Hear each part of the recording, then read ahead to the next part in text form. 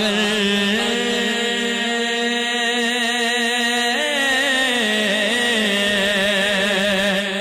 بیلی کائے یار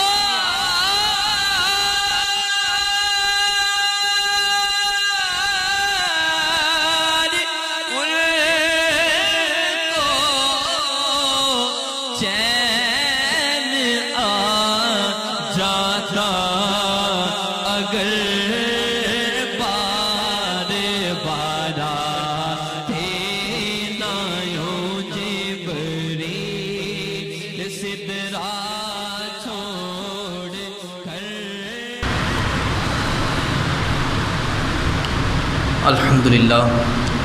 الحمد للہ الذی ہدانا الی الاسلام والصلاة والسلام علی سید الانام وعلی آلہ واصحابہ سید الکرام اما بعد فاعوذ باللہ من الشیطان الرجیم بسم اللہ الرحمن الرحیم ان الدین عند اللہ الاسلام ان اللہ وملائکتہ یصلون علی النبی یا ایہا الذین آمنوا صلوا علیہ وسلموا تسلیما۔ تمام حضرات مل کے پڑھیے الصلاۃ والسلام علیک یا رسول اللہ وعلی آلک واصحابک یا سیدی یا حبیب اللہ، الصلاۃ والسلام علیک یا سیدی یا نبی اللہ وعلی آلک واصحابک یا سیدی یا نور اللہ۔ اللہ تبارک و تعالیٰ کی حمد و ثنا اور حضور تاجدار کائنات فخر موجودات جان کائنات صلی اللہ تعالیٰ علیہ وآلہ وسلم کی بارگاہ میں ہدیہ درود و سلام عرض کرنے کے بعد انتہائی قابل احترام سامعین و حاضرین، آج کا موضوع ایک خاص حدیث پاک کے متعلق ہے۔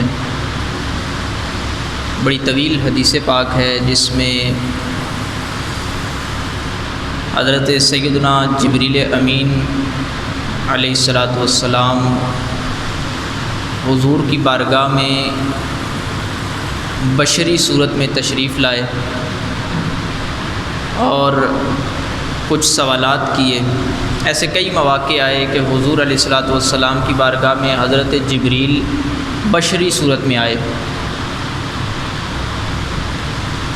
تو یہ ایک موقع تھا کہ جب اس موقع پہ حضرت جبریل بشری صورت میں آتے ہیں، عموماً یہ ہوتا تھا کہ جب بھی حضرت جبریل بشری صورت میں آتے تو اکثر اوقات حضرت دحیہ کلبی رضی اللہ تعالیٰ عنہ، آپ بڑے حسین و جمیل صحابی تھے، آپ کی صورت میں آیا کرتے تھے۔ لیکن یہ والا جو موقع ہے یہ اس سے مختلف ہے کہ اس موقع پہ حضرت جبریل حضرت دحیہ کلبی کی صورت میں نہیں آئے۔ حدیث صحیح ہے، بخاری مسلم کے اندر موجود ہے، حضور علیہ الصلاۃ والسلام اپنے صحابہ کے مجمع میں بیٹھے ہیں، حضرت سیدنا عمر رضی اللہ تعالیٰ عنہ امیر المؤمنین آپ فرماتے ہیں بینما نحن عند رسول اللہ صلی اللہ علیہ وسلم ذات یوم، کہتے ہیں کہ ایک دن ہم حضور کی بارگاہ میں بیٹھے ہوئے تھے، تمام صحابہ کا مجمع لگا ہوا تھا، اذ طلع علینا رجل، کہتے ہیں کہ اچانک ہمارے پاس ایک شخص آیا، اس مجلس میں حاضر ہوا۔ اب فرماتے ہیں کہ شدید بیاض الثیاب شدید السواد الشعر، فرماتے ہیں کہ اس کے کپڑے انتہائی سفید تھے، بال انتہائی کالے تھے، لا یری علیہ اثر السفر، کہتے ہیں کہ سفر کا کوئی اثر اس کے اوپر نمایاں نہیں تھا، ولا یعرفہ منا احد، کہتے ہیں ہم میں سے اسے کوئی جانتا بھی نہیں تھا۔ یہ جو خاص کنڈیشن بیان کی حضرت عمر نے، یہ اپنے تجسس کو بیان کر رہے ہیں کہ جو بندہ آیا اس کے اوپر کوئی سفر کا اثر نہیں تھا۔ جیسے بندہ دور دراز سے سفر کر کے آتا ہے تو اس کے اوپر کچھ نہ کچھ گرد و غبار یا اس کی تھکاوٹ یا اس کی حالت بتاتی ہے کہ یہ دور سے سفر کر کے آ رہا ہے، حضرت عمر یہ بیان کر کے کہ اس کے اوپر سفر کا کوئی اثر نہیں تھا، بالکل کالے بال، بالکل سفید کپڑے، کوئی گرد و غبار نہیں، یہ بتا رہا تھا کہ یہ سفر کر کے نہیں آیا۔ پھر ساتھ یہ کہتے ہیں لا یعرفہ منا احد، ہم میں سے کوئی اسے پہچانتا بھی نہیں تھا، یعنی سفر کر کے نہیں آیا، اس کا تو مطلب یہ ہوا کہ مدینے کا ہے، ہمارے علاقے کا ہی ہے، اور ہم میں سے کوئی جانتا بھی نہیں ہے، اس کا یہ مطلب ہے کہ مدینے کا نہیں ہے۔ اب حیرانی ہے، تجسس ہے، سسپینس باقی ہے، کہتے ہیں کہ اب کرنا کیا ہے، اب مزید غور و فکر صحابہ آپس میں سوچ رہے ہیں، کہتے ہیں کہ ابھی یہ کشمکش چل رہی ہے کہ یہ ہے کدھر کا بندہ، نہ تو مدینے کا ہے نہ مدینے سے باہر کا ہے، کوئی اس کے اوپر اثر نہیں نظر آ رہا، ہم میں سے کوئی اسے جانتا نہیں۔ کہتے ہیں کہ وہ حضور کے قریب آیا اور نبی کریم علیہ الصلوۃ والسلام کے بالکل قریب آ کے بیٹھ گیا۔ کتنا قریب بیٹھا، فَأَسْنَدَ رُكْبَتَيْهِ إِلَىٰ رُكْبَتَيْهِ وَوَضَعَ كَفَّيْهِ عَلَىٰ فَخِذَيْهِ، کہتے ہیں کہ حضور کے گھٹنوں کے ساتھ اپنے گھٹنے ملا لیے، اتنا قریب آ کے بیٹھ گیا۔ اور انداز کیا تھا بیٹھنے کا، کہا کہ اپنے جس طرح متحیات میں بیٹھتے ہیں اور اپنی رانوں کے اوپر اپنے ہاتھ رکھتے ہیں، کہا ادب کے ساتھ اس طرح رانوں کے اوپر ہاتھ رکھ کے دو زانو بیٹھ گیا حضور کے سامنے۔ ابھی تک کسی صحابی کو پتہ نہیں ہے یہ کون ہے۔ میں نے تو شروع میں عرض کر دیا کہ جبریل امین تھے، بشری صورت میں آئے تھے، لیکن ابھی تک صحابہ کا وہ سسپینس باقی ہے۔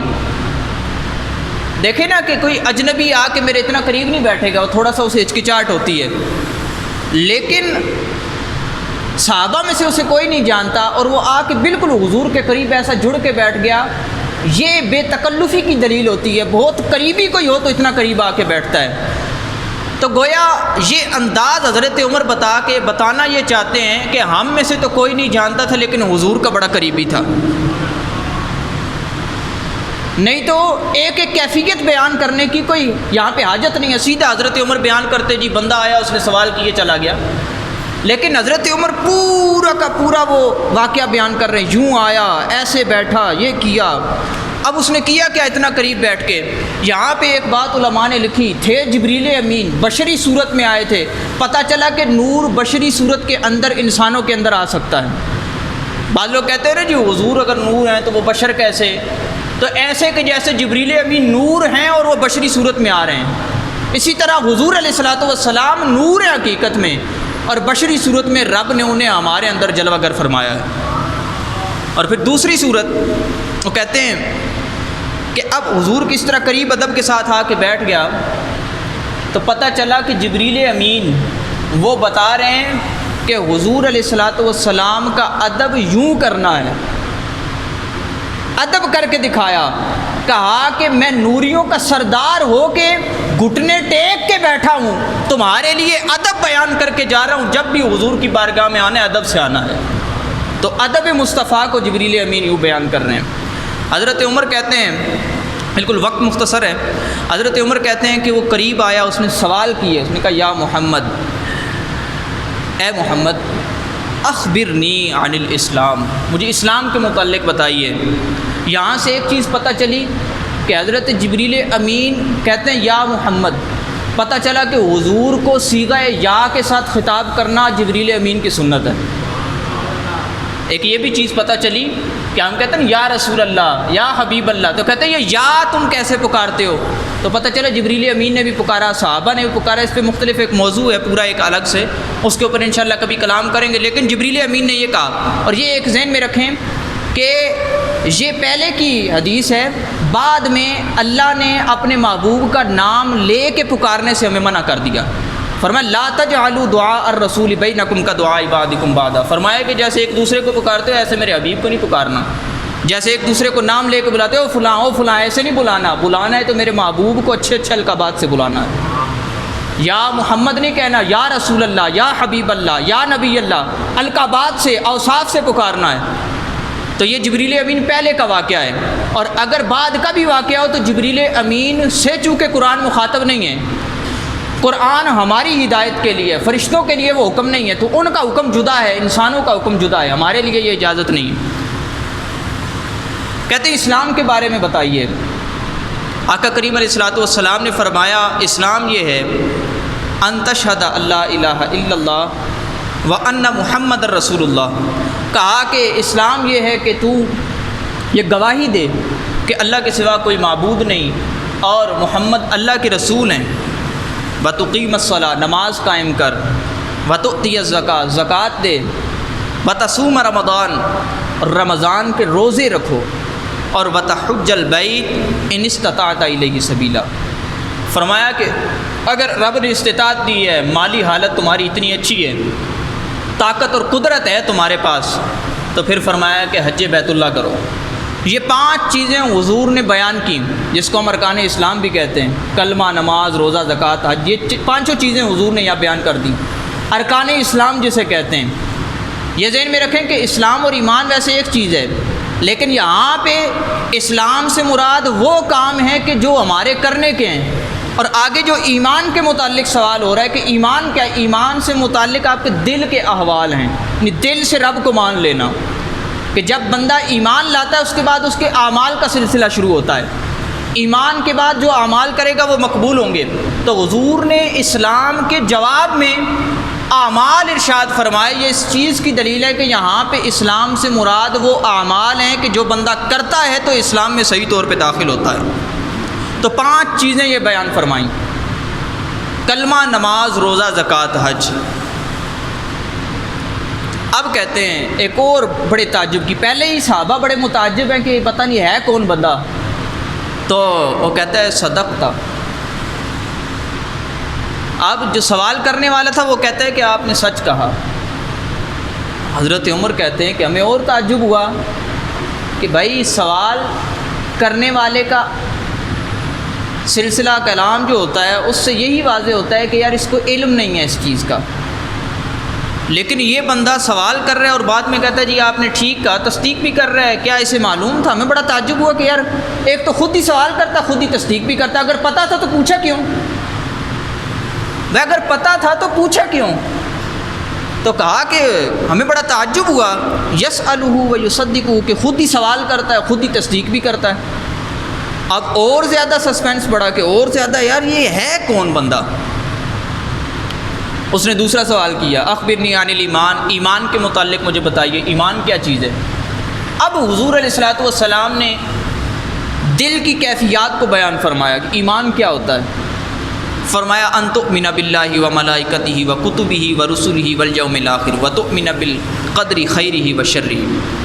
حضور نے فرمایا کہ تم اللہ پہ ایمان رکھو، دل سے اس کی تصدیق کرو، رب کی وحدانیت، رب کی الوہیت،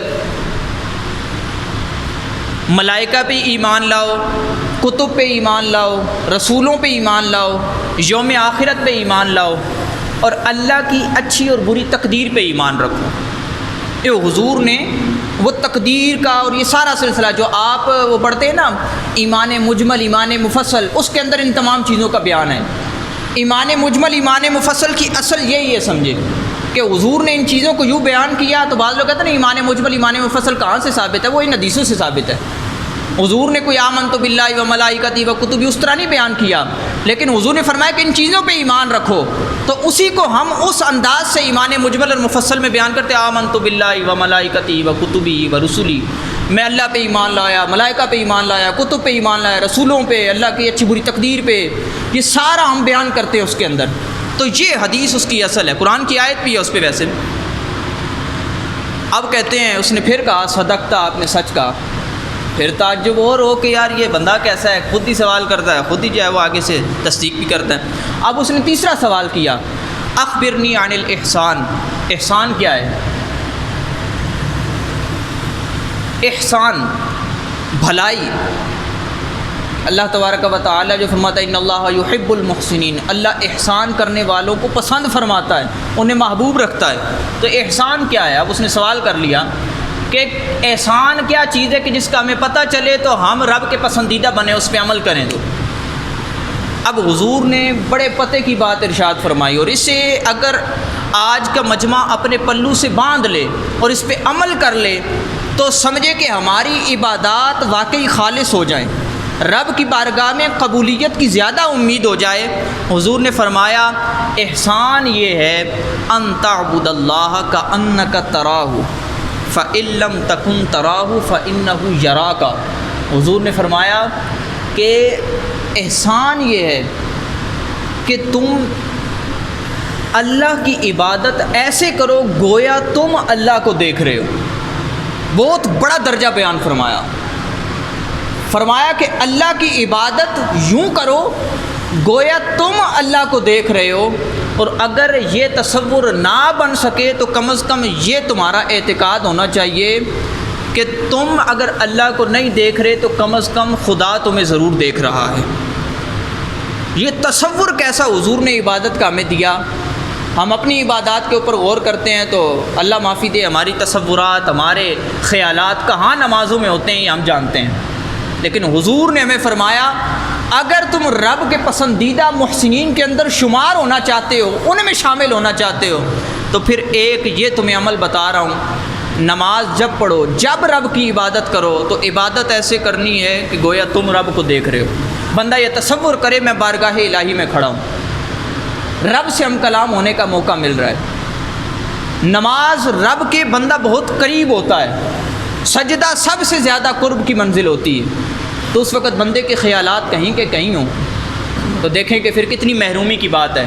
اس لیے حضور علیہ الصلوۃ والسلام کی اس حدیث کے اس حصے کو اپنے ساتھ آج لے کے جائیے گا کہ جب بھی عبادت کریں رب کی رضا کے لیے خلوص کے ساتھ، اس نظریے کے ساتھ کریں کہ ہم رب کو دیکھتے ہیں، نہیں تو کم از کم اتنا ہو کہ رب ہمیں ضرور دیکھ رہا ہے۔ جب اتنا ہوگا نا، ابھی آپ بیٹھے ہیں، میں کہوں آپ کی ایک جاتے ہیں نا آپ کسی حساس ادارے میں یا حساس جگہ پہ، تو لکھا ہوتا ہے کہ کیمرے کی خفیہ نگاہ آپ کو دیکھ رہی ہے، تو آپ کو پتہ ہے کہ اس وقت ہمارے چال ڈھال کے اندر بھی جو ہے نا وہ فرق آ جاتا ہے۔ ہم موبائل بھی نکالتے ہوئے ڈریں گے، یار یہ بھی دیکھا جا رہا ہے کہ موبائل نکالوں گا تو بعد میں اگر کوئی انویسٹیگیشن ہوئی تو یہ بھی پوچھا جائے گا کال کیسے کی تھی۔ تو بھائی اس وقت ہم اپنے ایک ایک کام کے اوپر، جو ضروری کام نہیں ہوتا اس کو ہم چھوڑ دیتے ہیں، بس جتنا ضروری کام ہے کیا اور واپس آئے، یار اس ایریے سے نکلو جلدی جلدی جو بھی ہے۔ یہ ہم جب تک اس باؤنڈری کے اندر رہتے ہیں، ان حدود کے اندر رہتے ہیں جہاں پہ یہ لکھا ہو کہ آپ کو کیمرے کی خفیہ نگاہ دیکھ رہی ہے، تو اس وقت ہمارے دل کی کیفیت خوف بھی ہوتا ہے، ہم اپنے افعال کے اوپر بھی غور کر رہے ہوتے ہیں۔ تو یہ تو ایک خاص پیریڈ ہوتا ہے کہ آپ اس ایریا ہے، آپ اس کو 10 منٹ ایریے کو کراس کر لیں گے، 20 منٹ میں کراس کر لیں گے، پھر ایریا ختم ہے۔ لیکن رب کا ایریا محدود نہیں ہے، جہاں بھی آپ جائیں گے اللہ تبارک و تعالی ہی کا ایریا ہے، اللہ تبارک و تعالی ہی کی حدود ہے۔ آپ دنیا میں جائیں، مخلوقات میں جدھر بھی ہوں گے، آپ رب کی حدود سے باہر نہیں جا سکتے۔ تو پتہ چلا کہ جب آپ 20 منٹ کے ایریے میں ہوں، اپنے دل کے اوپر، اپنے افعال کے اوپر غور کرتے، کیوں؟ ایک کیمرہ آپ کو دیکھ رہا ہے، تو اللہ تبارک و تعالیٰ کی ذات دنیا میں جہاں کہیں بھی ہوں، چاہے پردوں کے اندر چھپ کے بیٹھے ہوں، رب کی ذات آپ کو دیکھ رہی ہے۔ تو اب آپ بتائیں کہ ہمیں اپنے دل کے اوپر، اپنے افعال کے اوپر کتنا غور کرنا چاہیے۔ تو اس لیے جب ایک کیمرے کا اتنا خوف ہے تو جو کائنات کا خدا ہے، خالق کائنات ہے، اس کا کتنا خوف دل کے اندر ہر وقت ہونا چاہیے۔ تو اس لیے حضور نے فرمایا کہ رب کی عبادت ایسے کرو گویا تم رب کو دیکھتے ہو، لیکن اگر یہ تصور نہ بھی بن پڑے تو اتنا لازمی تم اپنا اعتقاد رکھنا کہ خدا کی ذات تمہیں ضرور دیکھ رہی ہے۔ پھر آگے انہوں نے سوال کیا، اخبرنی عن الساعہ، قیامت کے متعلق بتائیے مجھے۔ حضور نے فرمایا مل مسئول عنہا بأعلم من السائل، کہا کہ مسئول سے زیادہ سائل نہیں جانتا۔ بڑی ٹیکنیکلی ایک انداز سے جو ہے نا وہ جواب دیا۔ حضور اگر پتہ نہ ہوتا، اب بعض لوگ کہتے ہیں جی دیکھیں حضور کو علم ہی نہیں تھا قیامت کا، حضور نے جواب نہیں دیا، مل مسئول عنہا بأعلم من السائل کہہ دیا کہ مسئول سے زیادہ سائل نہیں جانتا۔ یہاں پہ اگر مجمع میں کوئی کھڑا ہوتا ہے، مجھ سے کوئی ایسا سوال کر لیتا ہے، کئی دفعہ ایسے ہوتا بھی ہے جو قریبی ہیں وہ سوال کرتے ہیں تو میں انہیں کہتا ہوں یار یہ یہاں سوال پوچھنے کا نہیں ہے۔ بعض اوقات میں یہ بھی کہہ دیتا ہوں کہ آپ کو پتہ ہی ہے، ایسے کر کے ہم کلام کر دیتے ہیں، یا ہم آپ سے زیادہ نہیں جانتے یار، مطلب آپ کو پتہ ہے ہمیں پتہ ہے، ایسے ہم انداز اپناتے ہیں۔ کیوں کہ ہر جگہ ہر سوال کرنے والا بھی نہیں ہوتا اور ہر سوال کا جواب ہر جگہ دینے والا بھی نہیں ہوتا۔ تو حضور اسی طرف اشارہ فرما رہے ہیں کہ یہ اللہ کے رازوں میں سے راز ہے، اور فرما رہے ہیں کہ اے جبریل پتہ تجھے بھی ہے، تجھ سے زیادہ میں بھی نہیں جانتا، تجھے بھی پتہ ہے قیامت کا بانی ہے، مجھے بھی پتہ ہے قیامت کا بانی ہے۔ یہ راز ہے رب کا، یہ بتانا نہیں. تو اتنی خاموشی ہو گئی. اب اس کے بعد کیا ہوا؟ بڑے لوگ خوش ہو گئے، دیکھو جی حضور نے بتایا نہیں. اگلا سوال کیا کیا؟ کہا جی چلے قیامت کی نشانیاں ہی بتا دیں. اب سوال یہ کیا اخبرنی ان امارتیا، قیامت کی نشانیوں کے متعلق بتا دیں. تو حضور نے پھر قیامت کی نشانیاں بتائیں. فرمایا کہ لونڈی اپنے ہی سردار کو جنم دے گی. اس کی مختلف تشریحات کی گئیں. فرمایا کہ جو بالکل ننگے بدن ننگے جسم ہوں گے، بکریاں چرانے والے ہوں گے. فرمایا یتطاولون فی البنیان، بڑی بڑی عمارتوں پہ فخر کریں گے. حضور نے یہ قیامت کی نشانی بیان کی. آج آپ دیکھتے ہیں کئی ایسے ہیں جن کا بیک گراؤنڈ کچھ بھی نہیں ہے جناب، چور لفنگے ایسے ڈاکو کیا کیا بنے ہوئے ہیں، اور بڑے بڑے امیر ہو گئے، ان کا بیک گراؤنڈ کچھ بھی نہیں ہے. حضور نے فرمایا کہ بالکل ان کے پاس کچھ نہیں ہوگا، لیکن قیامت کی نشانیوں میں سے یہ ہے کہ وہ بڑی بڑی عمارتوں پہ فخر کریں گے. اتنے ان کے پاس پیسہ آ جائے گا. یہ قیامت کی نشانیوں میں سے. تو یہاں پہ ایک چیز بیان کر کے میں نکلتا ہوں، یہ بس آخری 5 منٹ. کہتے ہیں کہ جناب یہ دیکھیں، حضور نے چلے قیامت کی نشانیاں تو بتا دی، لیکن اصل اگر علم ہوتا تو حضور جو ہے وہ قیامت کا بھی علم ہوتا تو بتا دیتے. پہلی بات تو یہ ہے کہ کسی چیز کی نشانی بتانا اس چیز کی دلیل ہوتی ہے، اس کا علم ہے. اس پہ ایک آپ کو موٹی سی دلیل عرض کروں گا. آپ صحاح کے اندر پڑھے، جب نبی کریم علیہ الصلوۃ والسلام نے یہ اعلان کیا اور یہ دعویٰ کیا کہ مجھے اللہ نے رات کے تھوڑے سے حصے میں مسجد حرام سے مسجد اقصیٰ تلک سیر کروائی، قرآن کا یہ پورا وہ جو واقعہ ہے معراج شریف کا، تو کفار نے بڑا اعتراض کیا. کفار نے یہ کہا کہ اگر، کیونکہ وہ یہ جانتے تھے کہ مسجد اقصیٰ کبھی گئے نہیں. انہوں نے کہا جی ٹھیک ہے، ہم مان لیں گے کہ آپ کو علم ہے، آپ گئے ہیں، چلیں ذرا یہ بتائیں نشانیاں کیا ہیں. پتہ چلا کفار یہ جانتے تھے کہ بھائی اگر نشانیاں بتا دی تو آگے کا بھی علم ہے. نشانی بتانا اس چیز کی دلیل ہوتا ہے کہ بندے کو آگے کا پتہ ہے. اگر آپ مجھ سے پوچھیں، آپ مجھ سے ایک سوال کریں میں فلاں چیز کے بارے میں آپ کو پتہ ہے، میں کہوں بھائی نہیں پتہ، تو آپ کہیں چلے مجھے نشانی بتا، میں کہوں بیوقوف آدمی جب پتہ ہی نہیں ہے مجھے تو کیوں مجھ سے پوچھ رہے ہو؟ مجھے پتہ ہی نہیں ہے تو پھر مجھ سے نشانیاں کس بات کی پوچھ رہے ہو؟ تو حضور نے نشانیاں بتا کے بتا دیا کہ قیامت کا بھی علم ہے کہ کب آنی ہے، لیکن یہاں پہ بتانے کا مجمع نہیں. ہاں یہ ہے کہ نشانیاں یہ ہیں کہ ان نشانیوں پہ غور کر کے تم قیامت کی تیاری کر لو. اور پھر حضور علیہ الصلوۃ والسلام نے باقاعدہ طور پہ قیامت کے متعلق بیان بھی فرمایا کہ قیامت آنی کب ہے. اور نبی کریم علیہ الصلوۃ والسلام نے مختلف احادیث کے اندر اس چیز کو بیان فرمایا. ایک حدیث پاک ہے، حضور نے فرمایا لا تقوم الساعة الا فی یوم الجمعہ. صحیح مسلم کی روایت ہے اور حدیث صحیح ہے. حضور نے فرمایا کہ قیامت قائم نہیں ہوگی مگر جمعہ کے دن. حد بیان کر دی، فرمایا کہ جمعہ کے دن ہی قیامت ہوگی، اس کے علاوہ قیامت نہیں ہو سکتی. حضور نے دن بیان کر دیا. پھر حضور نے فرمایا، امام بہقی نے اس روایت کو نقل کیا، وَيَوْمُ الْقِيَامَةِ فِي يَوْمِ عاشورہ. یوم عاشورہ کہتے ہیں محرم کی 10 تاریخ کو. حضور نے فرمایا قیامت کا دن محرم کی 10 تاریخ کو ہوگا.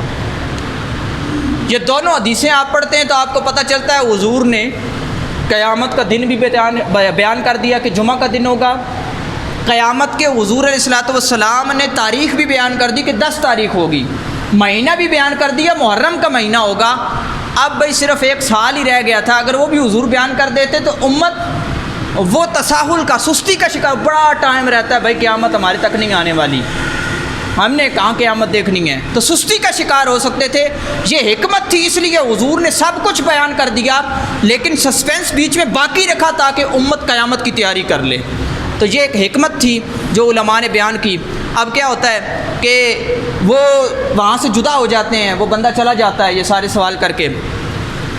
حضور علیہ الصلوۃ والسلام پیچھے کہتے ہیں کہ جب وہ بندہ چلا گیا، حضرت عمر کہتے ہیں کہ میں تھوڑی دیر تو وہاں پہ بیٹھا رہا، لیکن پھر اس کے بعد مجھے کہتے ہیں کہ ہم نے گلیوں میں جا کے تلاش کیا پوری گلیوں میں جا کے ڈھونڈتے رہے، ہمیں وہ بندہ دوبارہ واپس نہیں ملا کہ کون تھا، کدھر سے آیا، کدھر گیا۔ پھر دوبارہ حضور کی بارگاہ میں آئے تو حضور علیہ الصلوۃ والسلام نے فرمایا یا عمر اتدری من السائل، فرمایا کہ اے عمر ابھی تک صحابہ کو تو سسپینس تھا کہ وہ تھا کون جو یہ اتنے سوال کر گیا اور ایسے راز والے سوال کر گیا، بندہ کون تھا؟ تو حضرت عمر سے کہا کہ اے عمر سائل کے متعلق پتہ تھا یہ تھا کون؟